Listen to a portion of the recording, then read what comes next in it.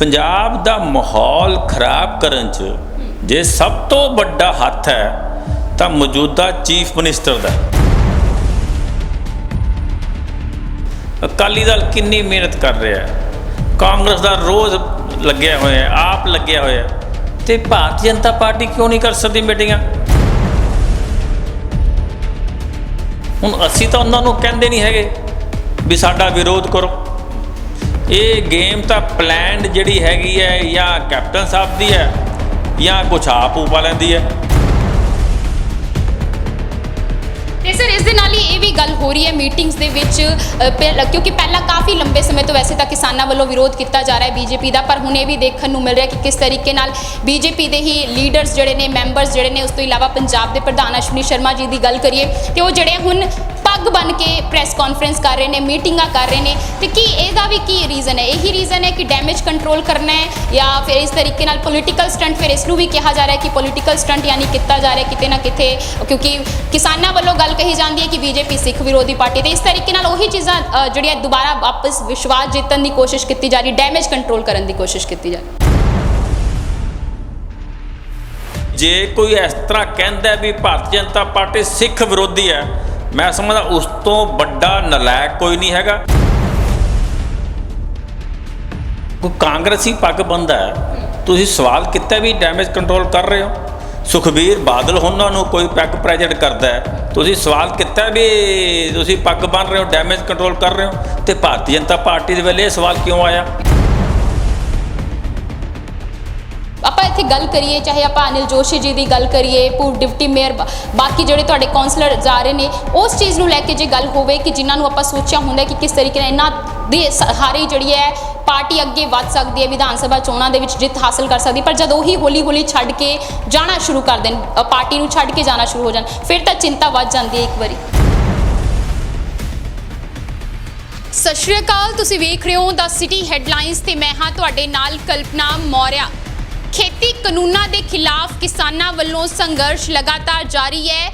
ਇਸੇ ਦੇ ਚੱਲਦੇ ਕਿਸਾਨਾਂ ਦੇ ਮਨ ਦੇ ਵਿੱਚ ਬੀਜੇਪੀ ਨੂੰ ਲੈ ਕੇ ਕਾਫੀ ਲੰਬੇ ਸਮੇਂ ਤੋਂ ਰੋਸ ਵੀ ਦੇਖਣ ਨੂੰ ਮਿਲ ਰਿਹਾ ਹੈ। ਲਗਾਤਾਰ ਬੀਜੇਪੀ ਦਾ ਕਿਸਾਨਾਂ ਵੱਲੋਂ ਵਿਰੋਧ ਵੀ ਕੀਤਾ ਜਾ ਰਿਹਾ ਹੈ ਤੇ ਜੇਕਰ ਲੁਧਿਆਣੇ ਸ਼ਹਿਰ ਦੀ ਮੈਂ ਗੱਲ ਕਰਾਂ, ਪਿਛਲੇ ਕਈ ਦਿਨਾਂ ਤੋਂ ਜਿਹੜਾ ਹੈ ਕਿਸਾਨਾਂ ਵੱਲੋਂ ਲਗਾਤਾਰ ਜਿਹੜਾ ਹੈ ਬੀਜੇਪੀ ਦਾ ਵਿਰੋਧ ਕੀਤਾ ਜਾ ਰਿਹਾ ਤੇ ਉੱਥੇ ਦੂਜੇ ਪਾਸੇ ਬੀਜੇਪੀ ਵੱਲੋਂ ਲਗਾਤਾਰ ਜਿਹੜੀਆਂ ਨੇ ਲੁਧਿਆਣੇ ਸ਼ਹਿਰ ਦੇ ਵਿੱਚ ਮੀਟਿੰਗਸ ਵੀ ਕੀਤੀਆਂ ਜਾ ਰਹੀਆਂ ਨੇ। ਬੀਜੇਪੀ ਲੀਡਰਸ ਦਾ ਲਗਾਤਾਰ ਜਿਹੜਾ ਹੈ ਆਣਾ ਜਾਣਾ ਵਧਿਆ ਹੋਇਆ ਹੈ ਤੇ ਪਿਛਲੇ 15 ਦਿਨ ਦੀ ਜੇਕਰ ਮੈਂ ਗੱਲ ਕਰਾਂ, 15 ਦਿਨਾਂ ਦੇ ਵਿੱਚ 3 ਵੱਡੀ ਮੀਟਿੰਗਸ ਜਿਹੜੀਆਂ ਬੀਜੇਪੀ ਵੱਲੋਂ ਕੀਤੀਆਂ ਜਾ ਚੁੱਕੀਆਂ ਨੇ ਲੁਧਿਆਣੇ ਸ਼ਹਿਰ ਦੇ ਵਿੱਚ, ਜਿਸ ਦੇ ਚੱਲਦੇ ਕਿਉਂਕਿ ਬੀਜੇਪੀ ਨੂੰ ਹਮੇਸ਼ਾ ਜਿਹੜਾ ਹੈ ਕਿਸਾਨਾਂ ਦਾ ਵਿਰੋਧ ਚੱਲਣਾ ਪੈਂਦਾ, ਇਸੇ ਦੇ ਚੱਲਦੇ ਪੁਲਿਸ ਸੁਰੱਖਿਆ ਦੇ ਵੀ ਜਿਹੜੇ ਹੈ ਕੜੇ ਪ੍ਰਬੰਧ ਕੀਤੇ ਗਏ, ਪਰ ਇਸ ਸਭ ਦੇ ਬਾਵਜੂਦ ਵੀ ਜਿਹੜਾ ਹੈ ਦੇਖਣ ਨੂੰ ਇਹੀ ਮਿਲਿਆ ਕਿ ਕਿਸ ਤਰੀਕੇ ਨਾਲ ਕਿਸਾਨਾਂ ਵੱਲੋਂ ਲਗਾਤਾਰ ਬੀਜੇਪੀ ਲੀਡਰਸ ਦਾ, ਬੀਜੇਪੀ ਦਾ ਜੰਮ ਕੇ ਵਿਰੋਧ ਕੀਤਾ ਗਿਆ।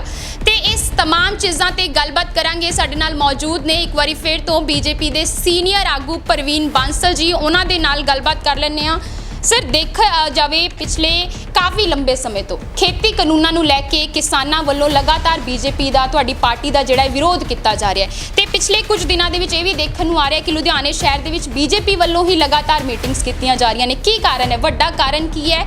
ਤੇ ਕਿਤੇ ਨਾ ਕਿਤੇ ਇਹ ਵੀ ਗੱਲ ਹੋ ਰਹੀ ਹੈ, ਇਹ ਵੀ ਸੋਚਿਆ ਜਾ ਰਿਹਾ ਹੈ ਕਿ ਹੋ ਸਕਦਾ ਹੈ ਕਿ ਇਸ ਤਰੀਕੇ ਨਾਲ ਕਿਸਾਨਾਂ ਦੇ ਵਿਰੋਧ ਦੀ ਆੜ ਦੇ ਵਿੱਚ ਵਿਧਾਨ ਸਭਾ ਚੋਣਾਂ ਦੀ ਤਿਆਰੀ ਜਿਹੜੀ ਹੈ ਬੀਜੇਪੀ ਵੱਲੋਂ ਕੀਤੀ ਜਾ ਰਹੀ ਹੈ।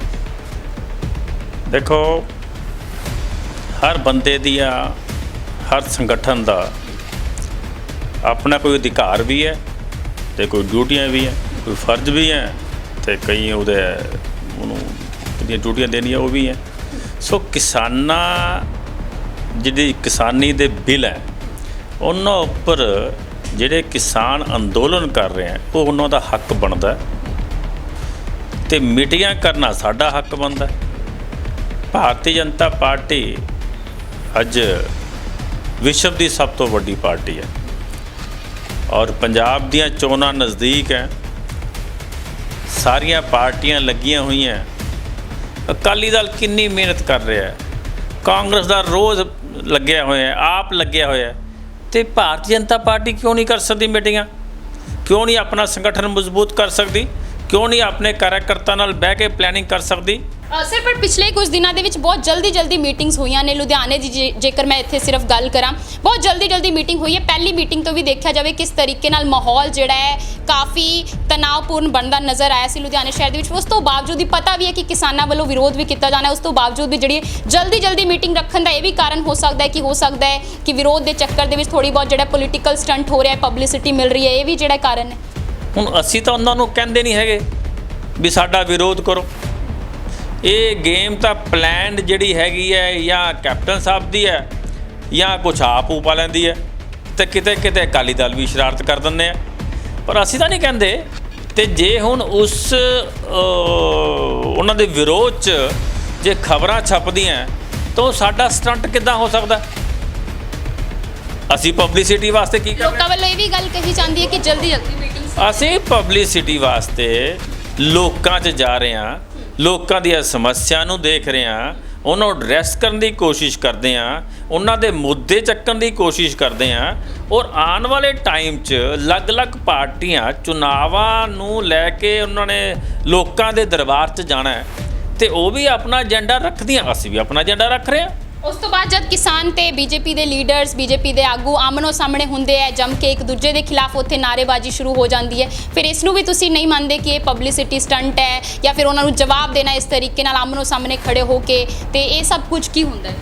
ਨਹੀਂ, ਮੈਂ ਦੇਖੋ, ਮੈਂ ਜਿਸ ਤਰ੍ਹਾਂ ਤੁਹਾਨੂੰ ਪਹਿਲਾਂ ਦੱਸਿਆ, ਹਰ ਬੰਦੇ ਦੇ ਆਪਣੇ ਅਧਿਕਾਰ ਹੈ ਕੁਝ, ਤੇ ਆਪਣੇ ਕੁਝ ਫਰਜ਼ ਹੈ। ਸੋ ਉਹ ਜੇ ਕੋਈ ਉਹ ਪ੍ਰੋਟੈਸਟ ਕਰਦੇ ਹੈ, ਲੇਕਿਨ ਪ੍ਰੋਟੈਸਟ ਇੱਕ ਦਾਇਰੇ 'ਚ ਹੋਣਾ ਚਾਹੀਦਾ। ਅੰਦੋਲਨ ਦਾ ਇੱਕ ਦਾਇਰਾ, ਤੁਸੀਂ ਕਿਸ ਦਾਇਰੇ 'ਚ ਰਹਿ ਕੇ, ਲੋਕਤੰਤਰ ਦੇ ਦਾਇਰੇ 'ਚ ਰਹਿ ਕੇ ਜਿਹੜਾ ਅੰਦੋਲਨ ਕਰਨਾ ਹੈ, ਉਹ ਉਹਨਾਂ ਦਾ ਹੱਕ ਬਣਦਾ, ਉਹ ਕਰ ਸਕਦੇ ਆ। ਔਰ ਕਲੈਸ਼ ਨਹੀਂ ਹੋਣਾ ਚਾਹੀਦਾ, ਇਸ ਤੋਂ ਬਚਣਾ ਚਾਹੀਦਾ ਹੈ, ਮੈਂ ਸਮਝਦਾ। ਤੇ ਸਰ ਇਸ ਦੇ ਨਾਲ ਹੀ ਇਹ ਵੀ ਗੱਲ ਹੋ ਰਹੀ ਹੈ ਮੀਟਿੰਗਸ ਦੇ ਵਿੱਚ, ਕਿਉਂਕਿ ਪਹਿਲਾਂ ਕਾਫੀ ਲੰਬੇ ਸਮੇਂ ਤੋਂ ਵੈਸੇ ਤਾਂ ਕਿਸਾਨਾਂ ਵੱਲੋਂ ਵਿਰੋਧ ਕੀਤਾ ਜਾ ਰਿਹਾ ਹੈ ਬੀਜੇਪੀ ਦਾ, ਪਰ ਹੁਣ ਇਹ ਵੀ ਦੇਖਣ ਨੂੰ ਮਿਲ ਰਿਹਾ ਕਿ ਕਿਸ ਤਰੀਕੇ ਨਾਲ ਬੀਜੇਪੀ ਦੇ ਹੀ ਲੀਡਰਸ ਜਿਹੜੇ ਨੇ, ਮੈਂਬਰਸ ਜਿਹੜੇ ਨੇ, ਉਸ ਤੋਂ ਇਲਾਵਾ ਪੰਜਾਬ ਦੇ ਪ੍ਰਧਾਨ ਅਸ਼ਵਨੀ ਸ਼ਰਮਾ ਜੀ ਦੀ ਗੱਲ ਕਰੀਏ ਤੇ ਉਹ ਜਿਹੜੇ ਹੁਣ ਪੱਗ ਬਣ ਕੇ ਪ੍ਰੈਸ ਕਾਨਫਰੰਸ ਕਰ ਰਹੇ ਨੇ, ਮੀਟਿੰਗਾਂ ਕਰ ਰਹੇ ਨੇ, ਤੇ ਕੀ ਇਹਦਾ ਵੀ ਕੀ ਰੀਜ਼ਨ ਹੈ? ਇਹੀ ਰੀਜ਼ਨ ਹੈ ਕਿ ਡੈਮੇਜ ਕੰਟਰੋਲ ਕਰਨਾ ਹੈ, ਜਾਂ ਫਿਰ ਇਸ ਤਰੀਕੇ ਨਾਲ ਪੋਲੀਟੀਕਲ ਸਟੰਟ? ਫਿਰ ਇਸ ਨੂੰ ਵੀ ਕਿਹਾ ਜਾ ਰਿਹਾ ਕਿ ਪੋਲੀਟੀਕਲ ਸਟੰਟ ਯਾਨੀ ਕੀਤਾ ਜਾ ਰਿਹਾ ਕਿਤੇ ਨਾ ਕਿਤੇ, ਕਿਉਂਕਿ ਕਿਸਾਨਾਂ ਵੱਲੋਂ ਗੱਲ ਕਹੀ ਜਾਂਦੀ ਹੈ ਕਿ ਬੀਜੇਪੀ ਸਿੱਖ ਵਿਰੋਧੀ ਪਾਰਟੀ, ਤੇ ਇਸ ਤਰੀਕੇ ਨਾਲ ਉਹੀ ਚੀਜ਼ਾਂ ਜਿਹੜੀਆਂ ਦੁਬਾਰਾ ਵਾਪਸ ਵਿਸ਼ਵਾਸ ਜਿੱਤਣ ਦੀ ਕੋਸ਼ਿਸ਼ ਕੀਤੀ ਜਾ ਰਹੀ, ਡੈਮੇਜ ਕੰਟਰੋਲ ਕਰਨ ਦੀ ਕੋਸ਼ਿਸ਼ ਕੀਤੀ ਜਾ ਰਹੀ। ਪਹਿਲਾਂ ਤਾਂ ਤੁਹਾਡੇ ਅੱਗੇ ਬੇਨਤੀ ਹੈ, ਮੈਨੂੰ ਉਹ ਕਿਸਾਨ ਲੀਡਰਾਂ ਦਾ ਜ਼ਰੂਰ ਦੱਸੋ ਜਿਹੜੇ ਕਹਿੰਦੇ ਆ ਵੀ ਬੀਜੇਪੀ ਸਿੱਖ ਵਿਰੋਧੀ ਹੈ। ਬੀਜੇਪੀ ਤੋਂ ਵੱਡਾ ਸਿੱਖ ਸਮਾਜ ਦਾ ਹਿਤੈਸ਼ੀ ਜਿਹੜਾ ਇਹ ਸਮਝਦਾ ਵੀ ਨਹੀਂ, ਇਹ ਸਾਡੇ ਭਰਾ ਹਨ, ਕਿਤੇ ਵੀ ਜਿਹੜੀ ਵੀ ਸਮੱਸਿਆ ਨੂੰ ਐਡਰੈਸ ਕਰਨਾ, ਚਾਹੇ ਉਹ ਪਾਕਿਸਤਾਨ ਦਾ ਸਿੱਖ ਸਮਾਜ ਸੀ, ਚਾਹੇ ਉਹ ਬੰਗਲਾਦੇਸ਼ ਦਾ ਸੀ, ਚਾਹੇ ਉਹ ਅਫਗਾਨਿਸਤਾਨ ਦਾ ਸੀ, ਚਾਹੇ 1984 ਦੇ ਦੰਗਿਆਂ ਦਾ ਸੀ, ਚਾਹੇ ਉਹ ਸਮਾਜ ਜਿਨ੍ਹਾਂ ਦੇ ਬਲੈਕ ਲਿਸਟ ਨਾਮ ਸੀ, ਜੇ ਉਹਨੂੰ ਕਿਸ ਨੇ ਐਡਰੈਸ ਕੀਤਾ ਤਾਂ ਭਾਰਤੀ ਜਨਤਾ ਪਾਰਟੀ ਨੇ ਕੀਤਾ। ਹੁਣ ਵੀ ਜੇ ਕੋਈ ਇਸ ਤਰ੍ਹਾਂ ਕਹਿੰਦਾ ਵੀ ਭਾਰਤੀ ਜਨਤਾ ਪਾਰਟੀ ਸਿੱਖ ਵਿਰੋਧੀ ਹੈ, ਮੈਂ ਸਮਝਦਾ ਉਸ ਤੋਂ ਵੱਡਾ ਨਲਾਇਕ ਕੋਈ ਨਹੀਂ ਹੈਗਾ, ਤੇ ਉਸ ਤੋਂ ਵੱਡਾ ਦੇਸ਼ ਦਰੋਹ ਕੋਈ ਨਹੀਂ ਹੈਗਾ ਜਿਹੜਾ ਇਸ ਤਰ੍ਹਾਂ ਦੇ ਜ਼ਹਿਰ ਫੈਲਾਉਣ ਦੀ ਕੋਸ਼ਿਸ਼ ਕਰਦਾ। ਕਿਸਾਨ ਵਿਰੋਧੀ ਹੈ, ਕਿਸਾਨ ਵਿਰੋਧੀ ਵੀ ਕਹਿੰਦੇ ਹੈ। ਨਹੀਂ, ਜਿਹੜਾ ਵੀ ਕਹਿੰਦਾ ਭਾਰਤੀ ਜਨਤਾ ਪਾਰਟੀ ਨੂੰ ਸਿੱਖ ਵਿਰੋਧੀ। ਦੂਸਰੀ ਗੱਲ ਤੁਸੀਂ ਕੀਤੀ ਪਗੜੀ ਦੀ, ਹਰ ਚੀਜ਼ ਨੂੰ ਜਿਸ ਟਾਈਮ ਅਸੀਂ ਤੋੜਨ ਦੀ ਗੱਲ ਕਰਾਂਗੇ, ਮੈਂ ਤੁਹਾਨੂੰ ਵੀ ਪ੍ਰਾਰਥਨਾ ਕਰਨਾ, ਤੁਹਾਡੇ ਵੀ ਸਵਾਲ ਉਹ ਚਾਹੀਦੇ ਹੈ ਜਿਹੜੇ ਸਮਾਜ ਨੂੰ ਜੋੜਨ। ਸਰ ਮੈਂ ਇਹ ਨਹੀਂ ਕਹਿੰਦੀ ਕਿ ਪੱਗ ਕਿਉਂ ਬੰਨੀ, ਪੱਗ ਬੰਨਣੀ ਚਾਹੀਦੀ, ਬਹੁਤ ਵਧੀਆ ਗੱਲ ਹੈ। ਮੈਂ ਇਹ ਗੱਲ ਕਰ ਰਹੀ ਹਾਂ ਕਿ ਕੀ ਇਹ ਡੈਮੇਜ ਕੰਟਰੋਲ ਕਰਨ ਦੀ ਕੋਸ਼ਿਸ਼ ਹੈ? ਹੁਣ ਤੁਸੀਂ ਪੱਗ ਦੀ ਮੈਂ ਤੁਹਾਨੂੰ ਗੱਲ ਦੱਸਦਾ, ਦੁਨੀਆ 'ਚ ਐਸੇ ਬੜੇ ਕੰਟਰੀ ਹੈ, ਤੁਸੀਂ ਅਰਬ ਕੰਟਰੀ ਦੇਖ ਲਓ, ਐਸੇ ਬੜੇ, ਅਫਗਾਨਿਸਤਾਨ ਦੇਖ ਲਓ ਤੁਸੀਂ, ਐਸੇ ਬੜੇ ਕੰਟਰੀ ਹੈ ਜਿੱਥੇ ਪੱਗ ਬੰਨੀ ਜਾਂਦੀ ਹੈ। ਹਾਂ, ਪੱਗ ਦਾ ਸਟਾਈਲ ਕੁਝ ਵੀ ਹੋ ਸਕਦਾ, ਇਹਦਾ ਮਤਲਬ ਪੱਗ ਦਾ, ਪਗੜੀ ਦਾ ਕਿਸੇ ਵੀ ਧਰਮ ਦੇ ਨਾਲ ਕਿਸੇ ਇੱਕ ਵਰਗ ਦਾ ਕੋਈ ਹੱਕ ਨਹੀਂ ਹੈਗਾ ਵੀ ਉਹਨਾਂ ਦਾ ਏਕਾਧਿਕਾਰ ਹੈ ਕਿਸੇ ਦਾ। ਸੋ ਸਾਡੇ ਪ੍ਰਧਾਨ ਨੂੰ ਮਾਨ ਸਨਮਾਨ ਜਿਹੜਾ ਕਾਰਜਕਰਤਾ ਨੇ ਦਿੱਤਾ ਤੇ ਪਗੜੀ ਬਣ ਗਈ, ਤੇ ਕੋਈ ਵੱਡਾ ਇਹਨੂੰ ਤੁਸੀਂ ਇਹਨੂੰ ਆਪਾਂ ਮੈਂ ਪਹਿਲਾਂ ਵੀ, ਪ੍ਰਵੀਨ ਜੀ, ਮੇਰਾ ਸਵਾਲ ਪਹਿਲਾਂ ਵੀ ਇਹੀ ਸੀ ਕਿ ਪੱਗ ਪੱਗ ਬੰਨਣੀ ਹੈ ਬਿਲਕੁਲ ਬੰਨੀ ਸੀ, ਬਹੁਤ ਵਧੀਆ ਗੱਲ ਹੈ, ਬਣ ਸਕਦੇ ਹੋ, ਹਰ ਕੋਈ ਬਣ ਸਕਦਾ ਹੈ। ਪਰ ਇੱਥੇ ਮੇਰਾ ਸਵਾਲ ਇਹ ਸੀ ਕਿ ਡੈਮੇਜ ਕੰਟਰੋਲ ਕਰਨ ਲਈ ਨਹੀਂ ਸੀ, ਇਹ ਪੋਲੀਟੀਕਲ ਸਟੰਟ ਨਹੀਂ ਸੀ ਕਿ ਜਿਹੜਾ ਕਿਤੇ ਨਾ ਕਿਤੇ ਜੋ ਵਿਰੋਧ ਚੱਲਣਾ ਪੈ ਰਿਹਾ ਉਸ ਦੇ ਚੱਲਦੇ ਇਹੋ ਸਾਰੀ ਚੀਜ਼ਾਂ ਜਿਹੜੀਆਂ ਕਰਨੀਆਂ ਪੈ ਰਹੀਆਂ, ਤੁਹਾਨੂੰ ਕਿਤਾਬਾਂ ਜਿਹੜੇ ਤੁਹਾਡੇ ਵੱਲੋਂ ਕਿਤਾਬਾਂ ਪ੍ਰਮੋਟ ਕੀਤੀਆਂ ਜਾ ਰਹੀਆਂ ਹੈ ਕਿ ਸਿੱਖਾਂ ਦਾ ਜਿਹੜਾ ਹੈ ਕਿਸ ਤਰੀਕੇ ਨਾਲ ਗੂੜਾ ਰਿਸ਼ਤਾ ਹੈ ਬੀਜੇਪੀ ਦਾ, ਤੇ ਇਹ ਸਾਰੀ ਚੀਜ਼ਾਂ ਨੂੰ ਲੈ ਕੇ ਤਾਂ ਹੀ ਉਹ ਗੱਲ ਹੋ ਰਹੀ ਹੈ ਕਿ ਇਹ ਪੋਲੀਟੀਕਲ ਸਟੰਟ ਨਹੀਂ ਹੈ, ਕਿ ਇਹ ਡੈਮੇਜ ਕੰਟਰੋਲ ਕਰਨ ਦੀ ਕੋਸ਼ਿਸ਼ ਨਹੀਂ ਹੈ। ਕੋਈ ਕਾਂਗਰਸੀ ਪੱਗ ਬੰਦਾ ਹੈ, ਤੁਸੀਂ ਸਵਾਲ ਕੀਤਾ ਵੀ ਡੈਮੇਜ ਕੰਟਰੋਲ ਕਰ ਰਹੇ ਹੋ। ਸੁਖਬੀਰ ਬਾਦਲ ਉਹਨਾਂ ਨੂੰ ਕੋਈ ਪੈਗ ਪ੍ਰੈਜ਼ੈਂਟ ਕਰਦਾ ਹੈ, ਤੁਸੀਂ ਸਵਾਲ ਕੀਤਾ ਵੀ ਤੁਸੀਂ ਪੱਗ ਬੰਨ ਰਹੇ ਹੋ, ਡੈਮੇਜ ਕੰਟਰੋਲ ਕਰ ਰਹੇ ਹੋ। ਤੇ ਭਾਰਤੀ ਜਨਤਾ ਪਾਰਟੀ ਦੇ ਵੇਲੇ ਇਹ ਸਵਾਲ ਕਿਉਂ ਆਇਆ? ਕਿਉਂਕਿ ਭਾਰਤੀ ਜਨਤਾ ਪਾਰਟੀ ਲਗਾਤਾਰ ਪਿਛਲੇ ਕਾਫੀ ਦੇਰ ਤੋਂ ਜਿਹੜੇ ਹੈ ਚਰਚਾ ਦਾ ਵਿਸ਼ਾ ਬਣੀ ਹੋਈ ਹੈ, ਲਗਾਤਾਰ ਕਿਸਾਨ ਵਿਰੋਧੀ ਵੀ ਇਹਨੂੰ ਕਿਹਾ ਜਾਂਦਾ ਹੈ ਬੀਜੇਪੀ ਨੂੰ ਕਿ ਕਿਸਾਨ ਵਿਰੋਧੀ ਹੈ, ਨਹੀਂ ਸਾਡੀ ਸੁਣਵਾਈ ਹੋ ਰਹੀ ਹੈ, ਕਿਸਾਨ ਲਗਾਤਾਰ ਡਟੇ ਹੋਏ ਨੇ। ਇਸ ਚੀਜ਼ ਨੂੰ ਲੈ ਕੇ ਫਿਰ ਉਸ ਨੂੰ ਜੋੜ ਕੇ ਦੇਖਿਆ ਜਾਂਦਾ ਹੈ ਆਮ ਲੋਕਾਂ ਵੱਲੋਂ, ਆਮ ਜਨਤਾ ਵੱਲੋਂ, ਇਸ ਕਰਕੇ ਇਹ ਸਵਾਲ ਆਇਆ ਨਾ। ਕਿਸਾਨ ਵਿਰੋਧੀ ਜਿਹੜੇ ਲੋਕ ਕਹਿੰਦੇ ਆ ਉਹ ਕਹਿ ਸਕਦੇ ਆ, ਪਰ ਸੱਚਾਈ ਨਹੀਂ ਹੈ ਉਸ 'ਚ। ਨੰਬਰ 2, ਕਿਸਾਨਾਂ ਦੇ ਅੰਦੋਲਨ ਦਾ ਪਗੜੀ ਕਿੱਥੋਂ ਆ ਗਈ? ਇਸ ਲਈ ਇਹਦੇ ਨਾਲ ਕੋਈ ਮੇਲ ਜੋਲ ਨਹੀਂ। ਇਹ ਬਿਲਕੁਲ ਇੱਕ ਸਾਡੇ ਕਲਚਰ ਜਿਹੜਾ ਪੁਰਾਣਾ ਕਲਚਰ ਹੈ ਉਹਦੇ ਹਿਸਾਬ ਨਾਲ ਕਾਰਜਕਰਤਾ ਦਿੱਤੇ, ਇਹਦੇ ਨਾਲ ਐਸਾ ਰਾਜਨੀਤਿਕ ਇਹਦਾ ਕੋਈ ਮਕਸਦ ਨਹੀਂ ਹੈ। ਹਾਂ ਬਿਲਕੁਲ, ਮੇਰਾ ਇਹੀ ਸਵਾਲ ਸੀ ਕਿ ਬਸ ਇਹਦਾ ਹੈ ਮਕਸਦ ਜਾਂ ਨਹੀਂ ਮਕਸਦ ਹੈ। ਕੋਈ ਇਹਦੇ ਨਾਲ ਕੋਈ ਰੈਲੇਵੈਂਟ ਬਣਦੀ ਨਹੀਂ ਹੈਗੀ।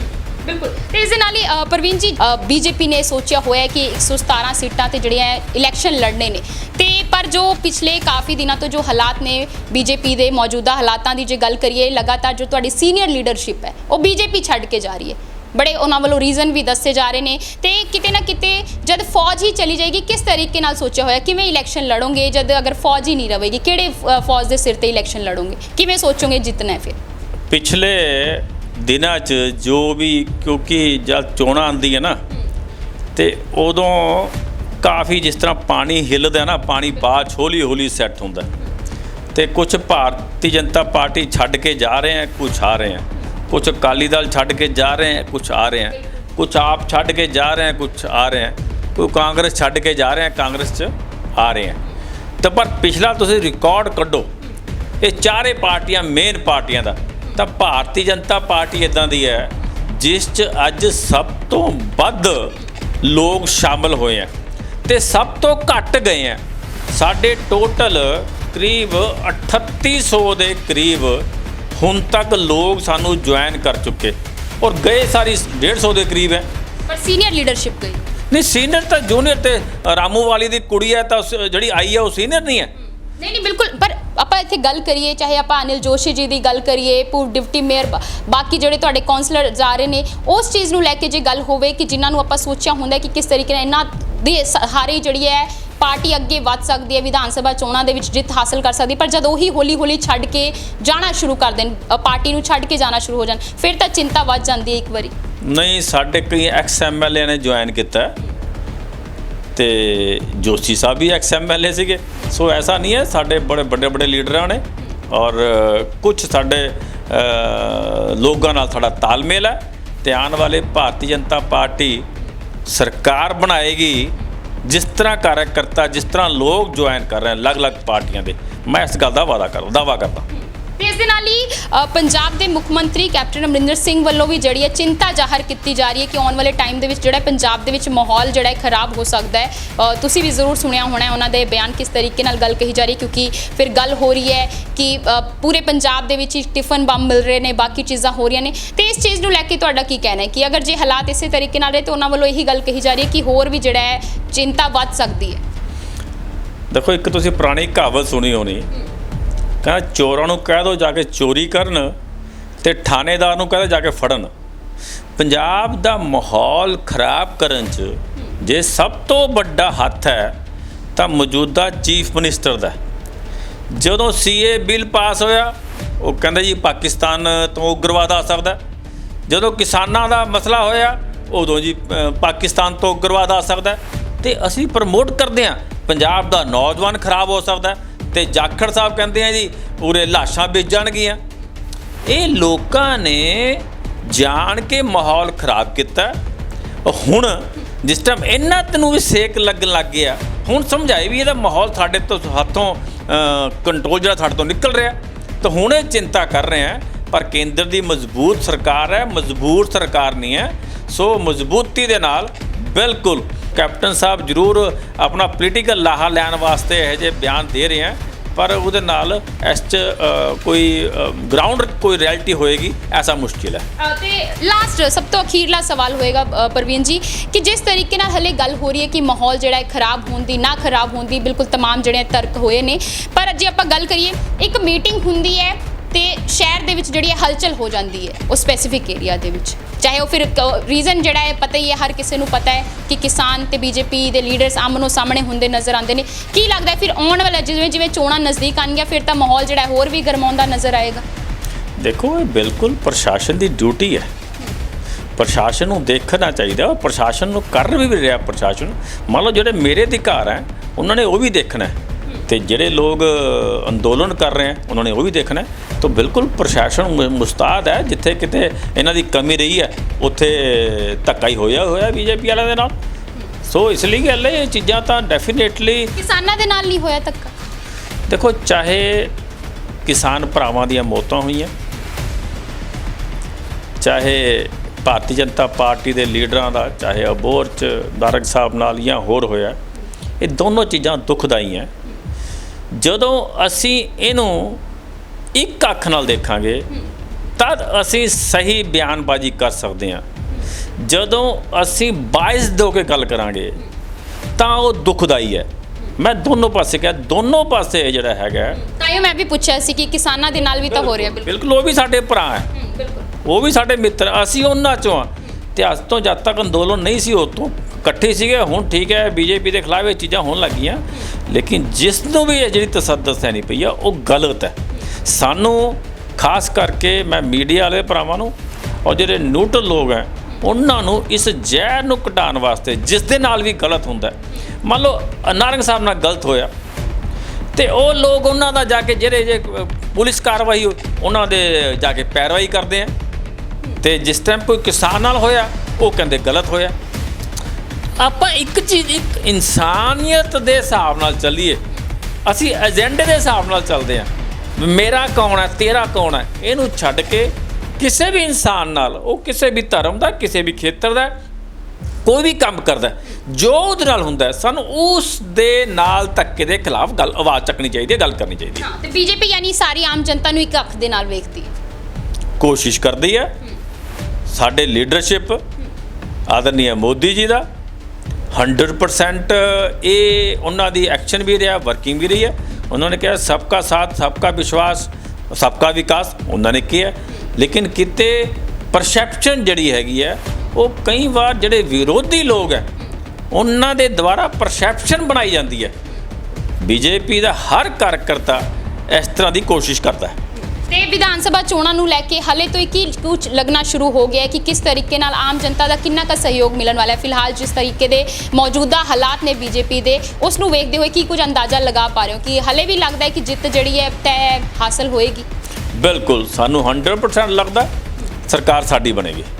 ਬਿਲਕੁਲ, ਤੇ ਅਸੀਂ ਗੱਲਬਾਤ ਕੀਤੀ ਸੀਨੀਅਰ ਬੀਜੇਪੀ ਆਗੂ ਪ੍ਰਵੀਨ ਬਾਂਸਲ ਜੀ ਨਾਲ, ਜੋ ਲਗਾਤਾਰ ਗੱਲ ਹੋ ਰਹੀ ਹੈ ਕਿ ਇੱਕ ਪਾਸੇ ਕਿਸਾਨ ਤੇ ਦੂਜੇ ਪਾਸੇ ਬੀਜੇਪੀ, ਕਿਉਂਕਿ ਕਿਸਾਨਾਂ ਵੱਲੋਂ ਲਗਾਤਾਰ ਬੀਜੇਪੀ ਦਾ ਵਿਰੋਧ ਕੀਤਾ ਜਾ ਰਿਹਾ ਤੇ ਉੱਥੇ ਦੂਜੇ ਪਾਸੇ ਲਗਾਤਾਰ ਕਿਉਂਕਿ ਹੁਣ ਵਿਧਾਨ ਸਭਾ ਚੋਣਾਂ ਨੂੰ ਲੈ ਕੇ ਵੱਖ-ਵੱਖ ਪਾਰਟੀਆਂ ਵੱਲੋਂ ਤਿਆਰੀਆਂ ਕੀਤੀਆਂ ਜਾ ਰਹੀਆਂ ਨੇ ਤੇ ਪਿਛਲੇ ਕੁਝ ਦਿਨਾਂ ਦੇ ਵਿੱਚ ਬੀਜੇਪੀ ਵੱਲੋਂ ਲਗਾਤਾਰ ਲੁਧਿਆਣੇ ਸ਼ਹਿਰ ਦੇ ਵਿੱਚ ਮੀਟਿੰਗਸ ਵੀ ਰੱਖੀਆਂ ਗਈਆਂ, ਜਿੱਥੇ ਜਿਹੜਾ ਉਹਨਾਂ ਨੂੰ ਕਿਸਾਨਾਂ ਵੱਲੋਂ ਜੰਮ ਕੇ ਜੋ ਵਿਰੋਧ ਕੀਤਾ ਗਿਆ ਉਹ ਵੀ ਝੱਲਣਾ ਪਿਆ। ਤੇ ਬਿਲਕੁਲ ਉਹ तमाम ਚੀਜ਼ਾਂ ਤੇ ਗੱਲਬਾਤ ਕੀਤੀ ਹੈ ਕਿ ਕਿਸ ਤਰੀਕੇ ਨਾਲ ਅੱਗੇ ਕੀ ਸੋਚਿਆ ਹੋਇਆ ਹੈ, ਕਿਸ ਤਰੀਕੇ ਨਾਲ ਬਾਕੀ ਚੀਜ਼ਾਂ ਨੂੰ ਵੇਖਦੇ ਹੈ, ਤੇ ਇਹ ਸਾਰੀ ਜਾਣਕਾਰੀ ਜਿਹੜੀ ਹੈ ਇਸ तमाम ਤੁਸੀਂ ਸਾਰੀ ਇੰਟਰਵਿਊ ਦੇ ਵਿੱਚ ਸੁਣ ਚੁੱਕੇ ਹੋ। ਕੈਮਰਾਮੈਨ ਸਾਗਰ ਸਿੱਧੂ ਦੇ ਨਾਲ ਮੈਂ ਕਲਪਨਾ ਮੌਰਿਆ, ਵੇਖਦੇ ਰਹੋ ਦਾ ਸਿਟੀ ਹੈਡਲਾਈਨਸ।